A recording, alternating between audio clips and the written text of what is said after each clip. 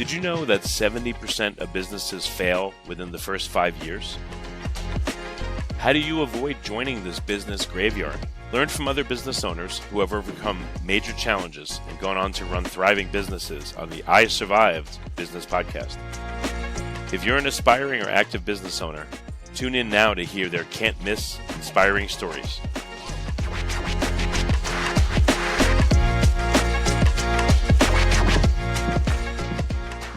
Hello, this is Richard Jacobs with the I Survived Business Podcast. My guest is Levi Lastic. He's on YouTube. He's the author of a book called Passive Prospecting. So we're going to talk about all his work on YouTube and his prospecting methods. He has a YouTube channel called Passive Prospecting. So welcome, Levi. Thank you. Thank you for having me. Yeah. Tell me a bit about your background and, how you ended up doing the work that you're currently doing. Well, it was all by accident, really. So last 5 years leading up to 2020, I had a very successful financial services business. I worked with teachers at the local schools and colleges, helped them out with retirement planning. So I had a teacher schedule but really about 5 times a teacher's income. So I was living my best life and working about 8 months of the year, making multiple 6 figures, and then traveling the rest of the time, all that time that I had off. So I had summers off and 2 weeks off for Christmas and Thanksgiving and every 4-day weekend you could imagine with schools. And then 2020 happened and all of a sudden, everything shut down. Yeah. And so travel and schools, which was my 2 main passions in life there, working with teachers, and then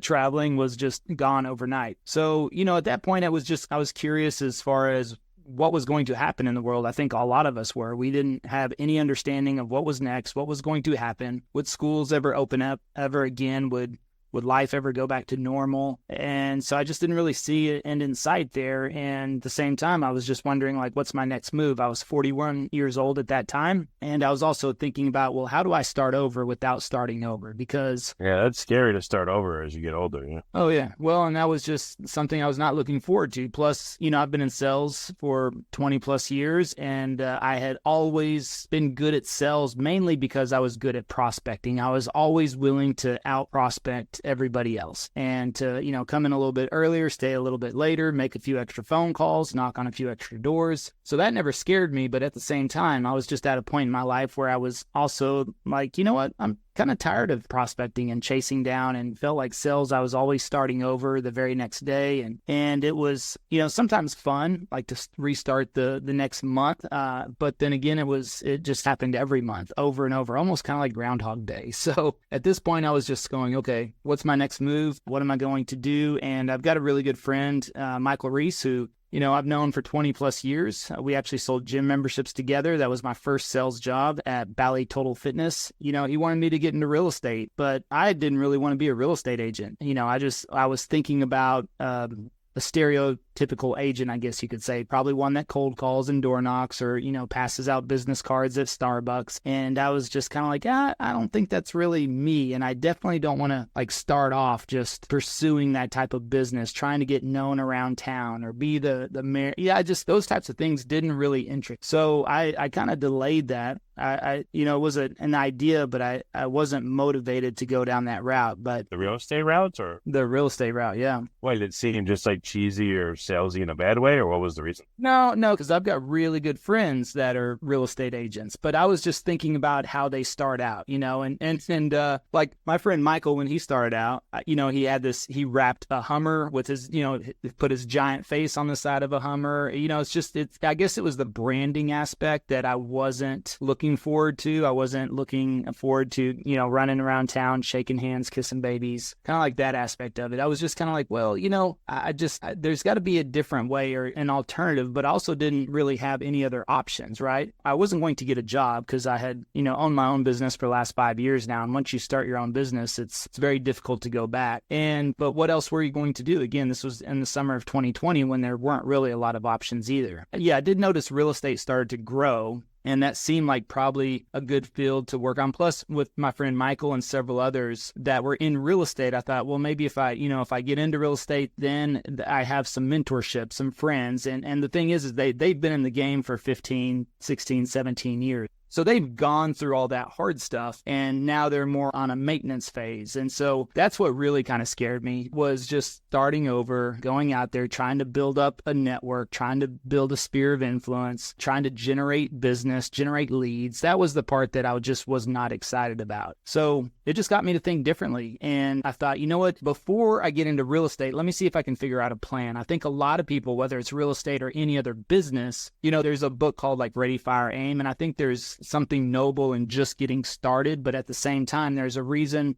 why when people create a business plan, they tend to have a better structure and have a better understanding of where they're going, even if they haven't gone there before, because they took some time, they did a little research, they created a plan, and it helps them follow along whenever things are a little bit unknown. I got a quick question here. This is probably obvious, but you were in sales. It sounded like working for other people, and being in real estate is not only sales, but it's entrepreneurial sales. You have to be both. Maybe that's what kind of made you hesitant at first. Because for a lot of people, it's a big jump. I mean, I had done that for myself for the last 5 years just through financial services. But yes, before. So it's different for you. Yeah, the previous 15 years, I had sales jobs. Yeah, I was employed by sales companies, but I still had to generate my own business. Just like when Michael and I worked at the gym, I mean, we had to make phone calls all day. The whole goal was to try to get 5 appointments, 5 people to come into the gym the very next day. So that would take us 6 to 8 hours of calling a day just to try to get 5 people to agree to come into the gym to take a tour. So that was how you prospected. Whenever I moved into, the funny thing was I used to sell cell phones at Costco. Well, nobody goes to Costco to buy cell phones, right? Not necessarily. So I had to talk to every single person that walked through the front door in hopes to try to find 1 or 2 to buy a cell phone that day.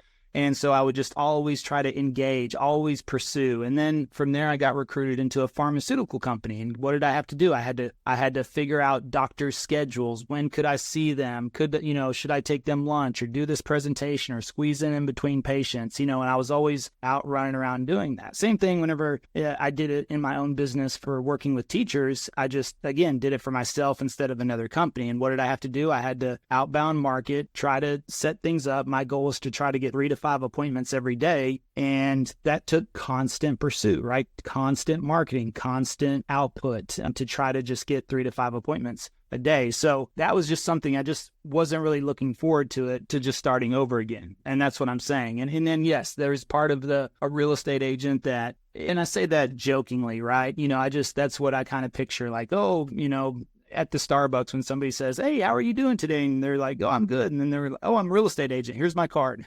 So I was thinking about those types of things. And, but, I know there wasn't much merit to that. I know that people are very professional in the business and, generate business in all their ways. But, my friends that were in the business had been there for 15 to 16, 17 years. So they were well established and, not really going through that prospecting phase. So I was just trying to think, how could I overcome that really tough aspect in the beginning, which is where you have to really chase down a lot of opportunity to hopefully find a few people that are willing to work with you, especially as a new agent. So I'm trying to get a feel for your perspective. So you're different because a lot of people may not have done anything like this before, this hardcore sales and prospecting. So they go into it just afraid of the unknown, but you had done the hardcore prospecting. So my guess is you were going to go into it thinking, "Oh no, I'm going back to the grind of prospecting," is my guess, right? Exactly. Yes. That's what I was not excited about. Yeah, that makes sense. So you found a better way over time. Yeah. Being 41 years old just felt like, oh, here I go again. That's what it felt like. And so it just real estate, it could have been any business. It could have been any sales opportunity. I was not looking forward to, trying to just start over again. So that's what got me thinking, is there a way to attract business? Can I get people to reach out to me so I don't have to chase people down, especially people that want to work with me? So it was just asking myself different questions, trying to think differently. And so that's what led me down the path of starting to research. And so that's going back to, instead of just jumping into real estate because my friends told me I should, I said, let me see if I can figure out a plan first. And then I'll decide if I want to get into real estate. So yeah, I just kind of did things a little bit backwards. I think most people jump in and then they try to figure it out from there, which is why, a lot of people may end up not making it because they never really had a good plan in the first place. So that was it. And I knew social media would probably be the play. And I was never really a social media person either. Being 41 at that time, I had that love-hate with social media. So I don't know how old you are, but at my age range, I'm 48. So, there you go. Yeah. So, we didn't grow up with it in high school. It wasn't there in college. It came around in kind of like my late 20s, and I was a late adopter and really almost a zero adopter of, I opened up accounts because everybody else did. And so I never really had a strong social presence. I didn't take it seriously. I thought it was people just bragging and posting their lunch and, silly cat videos. So I never looked at it from the producer side. I always looked at it from the consumer side. But I understood at this point too, I'm like, okay, you know what? Social is very powerful these days. Now we see the 20 and 30-year-olds come in and make some quick money because of their social presence. So I knew something was there, and I just didn't know which platform. The other mistake I didn't want to get caught up in was opening up every single social platform. Like, I think a lot of people will tell new agents, new people getting into a business or start, hey, make sure you're everywhere, right? Open up Facebook, LinkedIn, Twitter, TikTok,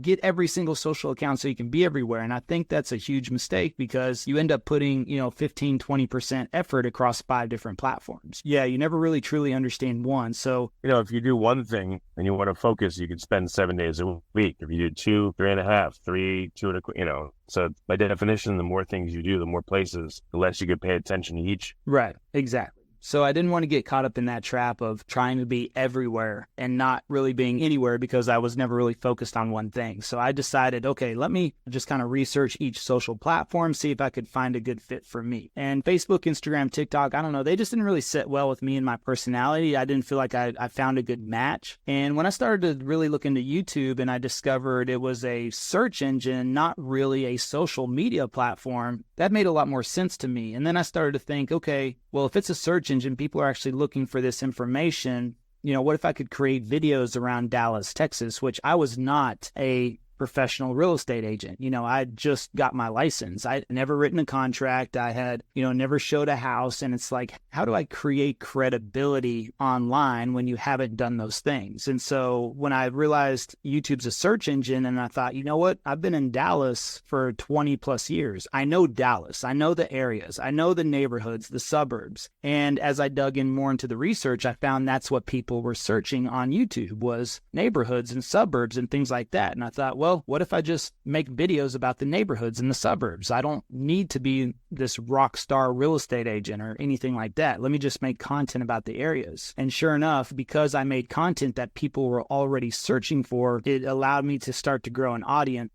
quicker rather than later. What was content? What did that mean? In the local neighborhoods and suburbs, what did you create that you found people were interested in and got you eyeballs and calls? Yeah, started to do like neighborhood overviews, basically, or neighborhood tours, which was instead of them, because I thought about these online platforms where people search, they look at Zillow, Realtor, these other platforms, and anybody can go on there and look at homes, but they can't really, it's hard to really see the home next door, or the home across the street, or the community center, or the playground, or how close is the Chick-fil-A or Chipotle, right? Which, people are the school, what's the closest school? So I just thought, what if we just help paint the picture of the neighborhood? So I just went out, I like the historic downtown. So if there's a historic downtown, I always like to start out there and say, look, here's what you got in your backyard of this community. Historic downtown, shops, restaurants, neighborhoods, bars. But, I'm going to take you over to some different neighborhoods and show you different price points. So I was thinking about, well, if people are always searching on these online platforms, they're probably looking at price ranges. So I said, hey, let me take you out. I'll show you, I'll walk through some neighborhoods that have $300,000, $600,000, and $900,000 homes. Nothing scientific about that. I just was thinking, what are people looking for? Well, I'm assuming they're looking between 300 to 900,000, depending on where they're in. And so I would just go out and walk through communities. I didn't go into houses. I didn't talk to homeowners, nothing like that. I would just walk down the street and I would just talk about what I knew about the area. And that was it. Really something very simple, put that together. And that's where people started to find value in that. And then they just started to call me and say, hey, we want to move and we would like you to be our agent. What were those calls like, by the way? What did they say? What are some phrases you remember? It's nothing like I've ever experienced in 20 plus years of sales. It's a game changer because the thing is that people will say, especially in real estate, they'll say, hey, I'm in the relationship business. And that's usually what it takes. If you meet somebody, you've got to build rapport, establish credibility, develop a relationship. They've got to know, like, and trust you for them to possibly do business with you. So what I found out real quickly was that the video built the relationship for me. So when people started to call me, they had already made the decision that they wanted to work with me.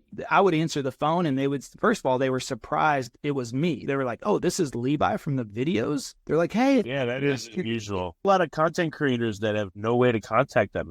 I don't get it. Yeah. Like some of them will do ebooks and things like that, but some of them, there's no way to contact them. It's crazy. And, that being in the field in real estate, we are going to meet our audience. At least that's the whole goal. And that's how we're able to monetize very quickly. I'm not going for views or ad revenue from YouTube. I'm going for phone calls. And so when people were calling and they were shocked, I answered the phone, they were surprised and happy. And they were like, oh, I love your videos. That's what they would say over, if you go look at our Google profile, all of our reviews, most of them say, we found Levi's videos on YouTube. They were very helpful. And that's why, and so that's how they start off. And so they already knew, like, and trusted me. They already felt like they knew me from the videos. So as long as I wasn't a jerk, I would solidify that relationship on the phone. And then they came in and started buying homes left and right. That's cool. If you would, as part of the I Survive Business podcast, I do want to hear about not failures that crushed you, but the challenges along the way, because I think it'll be instructive for listeners to hear the tough spots. So, this sounds like a big success, but what were some of the missteps you made that had you recover? Well, I would say that would be in the first half of my life. So the last 3 years in real estate have been a very solid run, but I think that's been a culmination of the last 20 years of those setbacks and challenges.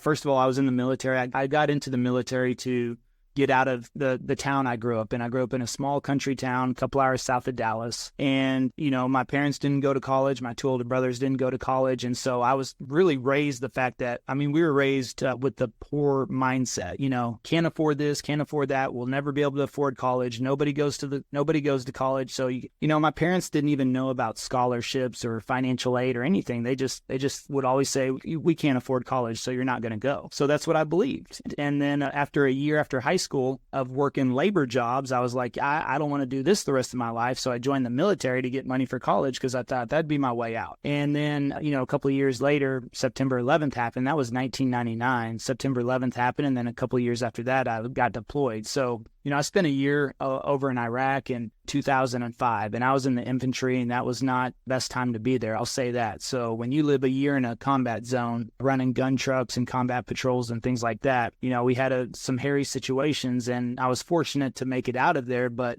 it messes with you for a little while. And that was some things I had to overcome on mindset and, mental stability, you could say, just for a little while. But to come back from that and overcome it, I can look back now and say that's one of my best accomplishments. But that's amazing. Yeah, thank you. The time I was there was extremely stressful and challenging. How does it translate to your businesses once you get out of the military? What positive things did you take from it? You put to use in your later careers? Well, perspective. I think perspective's a big one, because if you haven't been in a war-torn third world country, it really does put perspective on things, right? And so what I saw in Iraq, walking down the streets was, there's no garbage control, simple things that we take for granted. There's no garbage trucks coming by to pick up garbage. Like, people would just take their stuff and throw it out in the alleyway behind their house, and it just would start to pile up. And then there's no animal control. So then there's packs of wild dogs, like 20 or 30 wild dogs roaming the streets, rummaging through all the trash. And you've got to be careful of that, because they get aggressive, or they might come after you. And just, seeing people's homes built from center blocks with no mud, no cement, just literally center blocks stacked up. Some of their walls made out of paint cans, like just stacked paint cans, and palm leaves as their roof. So you just see some of the poorest of the poor conditions, and it makes you realize, yeah, okay, things aren't so bad over here, right? I can probably, if I can make it through that, then I should be able to make it through anything. But actually, the worst part was I came home from there with a digestive disease, and that messed with me for about 8 years. Until 2013. And then I ended up losing 50 pounds in a single month. And that I became, completely bedridden and disabled. And I was only 33 years old at that time. And that's something else where I learned, again, not taking things for granted. At 33 years old, I never would have expected to become disabled or bedridden.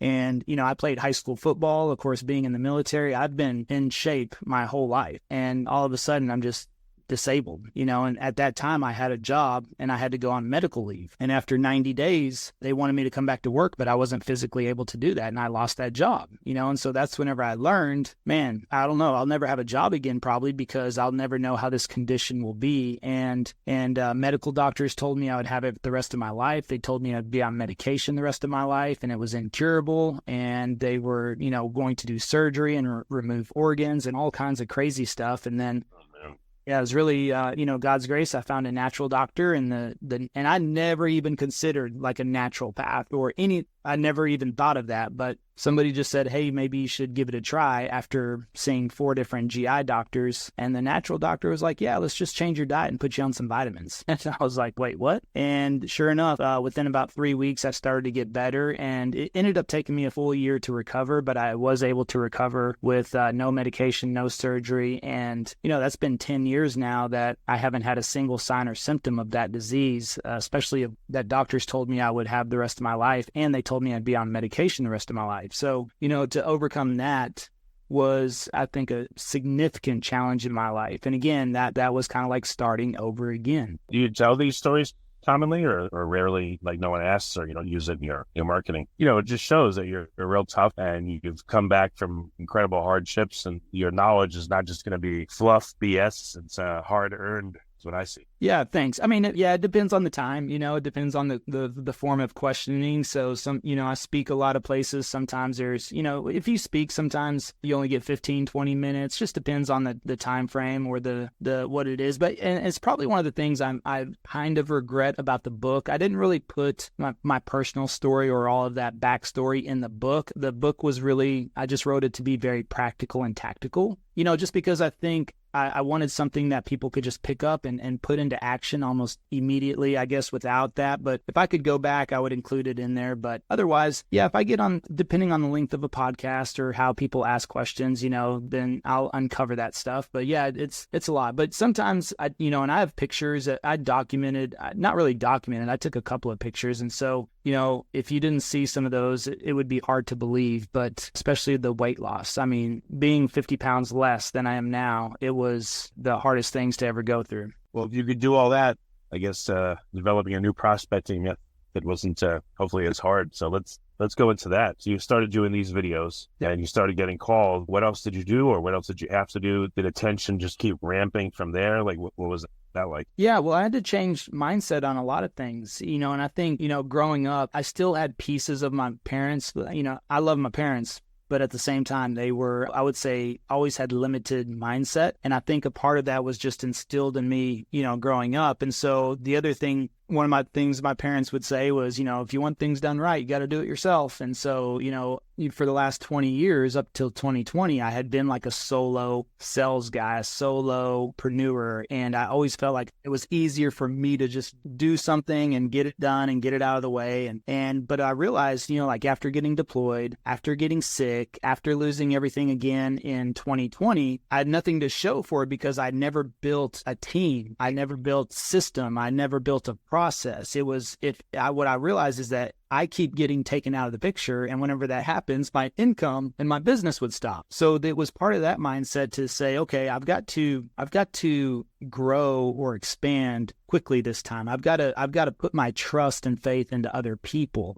As soon as I get the income, instead of just paying myself more money, I need to bring on somebody to outsource something, or I need to bring on a VA or, somebody to help out with this or that. And so this time was just a complete different mindset and plan of action. And so that's what I did. I said, okay, how do I just pay myself the least amount of money possible and use everything else to reinvest back into the business and back into people? And so I started to hire people as quickly as I could, just so I could start grow and build from there. And that's really a big part of extremely fast growth over the last 3 years was that, I just looked at the last 20 years. I think, 2020 allowed, as much as that it sucked, during the summer, it also allowed time to sit back and reflect and think, okay, what do I need to do differently this time? What have I been doing that hasn't worked so far? How did you overcome? I mean, you said you were brought up to do it yourself and all that. So for you, that's not easy. And I'm sure a lot of other people are told the same thing. How did you break out of that mindset of you have to do everything, don't hire people,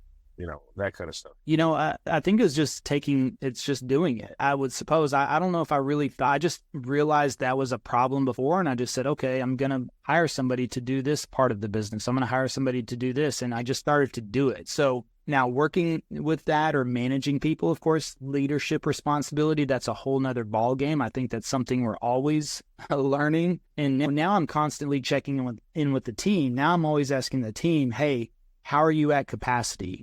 Do we need to offload something? Do we need to bring somebody else on? And so now I keep those discussions open with them because I don't want them getting overworked and burn out. And if it's time to pass on a position or, some responsibilities to someone else, then I'm quick to say, okay, well, let's hire for that position so we can offload that, because now creating a very, such a good team that I want them working on the highest leveraged activities as possible. So if they're doing some administrative things or, things on a routine that don't really require their creativity or their special touch, it's like, okay, well, let's offload that to somebody else. And so it's just a matter of just doing it from that standpoint. I just realized, hey, I'm in the same place that I've been a couple of times already over the last 20 years, and I don't want to repeat this cycle for the next 20 years. So let's do things differently. I don't want to ask you to reveal everything, but what can you say about the passive prospecting method? What are some other elements to it that make it work for you? Well, this is where I really started to understand true leverage, because,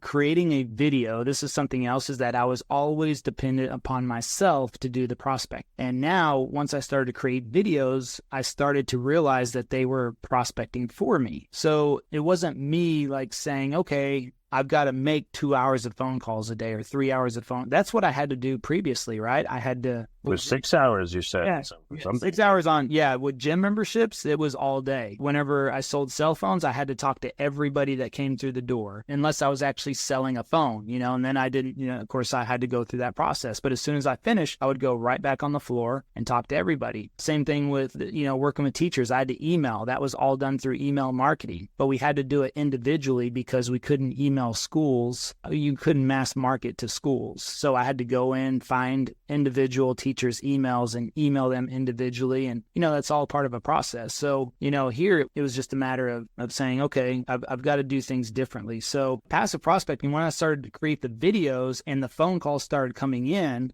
and I had never actively outbound or reached out to somebody, that's what changed the perspective. That's what made me realize, videos are working for me. But then I started to get emails and text messages whenever I was sleeping. I would wake up and I would have an email of somebody saying, hey, I'm watching your video right now, and it'd be midnight or 1 a.m. And I would have this email that would say, hey, I'm sure you're asleep, but whenever you wake up, could you give me a call? And then, of course, people would just call during the day or text or, hey, I'm watching your videos. I would love to talk to you about making a move. And then YouTube has this. How did that feel? That must have been so cool. You'd be like, oh, yeah. It was awesome, right? It's a game changer. It was something I've never experienced before. But then there's an analytic in the back end of YouTube that they track called watch hours, like how many hours people have watched a video or the channel as a whole. And what I started to see was, I was like, oh, well, look, our channel was watched 1,500 hours yesterday. Well, if you divide that by 24 hours in a day, that's equivalent to 63 days. So I was like, wait a second. If people are watching the channel for 1,500 hours in one day, and that's equivalent to 63 days, that's like 63 days worth of prospecting in one day. More than that, because people are watching from the safety of their home. They're not being sold anything. There's no pressure to make a decision. So they can be calm and just take in the information. Not, they make the move to contact you, which is nice. Yeah. But I was basing it off of, I was looking at that time frame as,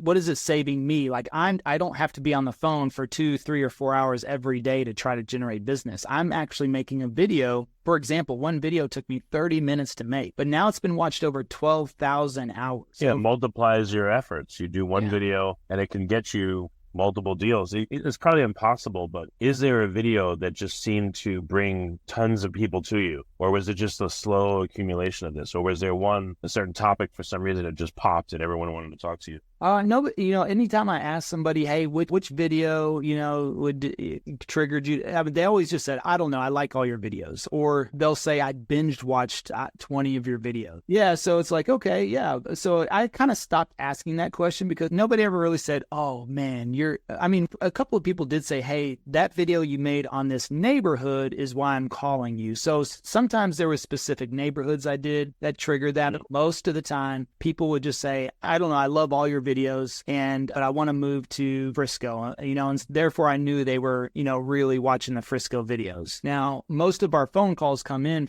people asking about Frisco and the surrounding areas in North Dallas.